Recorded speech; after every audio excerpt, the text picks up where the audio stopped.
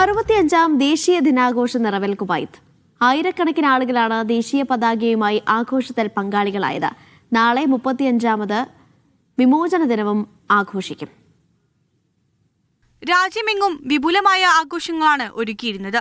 കുവൈത്തിന്റെ ചരിത്രവും പാരമ്പര്യവും വിളിച്ചോതുന്ന വിവിധ പരിപാടികളാണ് രാജ്യത്തുടനീളം സംഘടിപ്പിച്ചത്. കാറുകളിലും ഇരുചക്രവാഹനങ്ങളിലും ദേശീയ പതാക വീശി സ്വദേശികളും പ്രവാസികളും പാതകൾ നിറച്ചു. പാതയോരങ്ങളും പാലങ്ങളും അമീറിന്റെയും കിരീടാവകാശിയുടെയും ചിത്രങ്ങളാൽ ദീപാലങ്കാരമായി. കുവൈത്ത് ടവേഴ്സിന് സമീപം എയർ ഷോയും സൈനിക പ്രദർശനവും ഒരുക്കിയിട്ടുണ്ട്. ആഘോഷങ്ങളുടെ ഭാഗമായി പ്രധാന ഷോപ്പിംഗ് മാളുകളും വ്യാപാര സ്ഥാപനങ്ങളും പ്രത്യേക ഓഫറുകളും പ്രഖ്യാപിച്ചിട്ടുണ്ട്.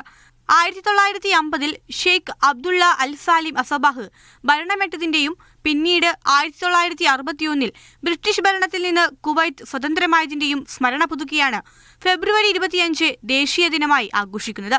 1991-ൽ ഇറാഖ് അധിനിവേശത്തിൽ നിന്ന് മോചിതമായതിന്റെ ഓർമ്മയായാണ് വിമോചന ദിനം ആഘോഷിക്കുന്നത്. Media 1, Kuwait city.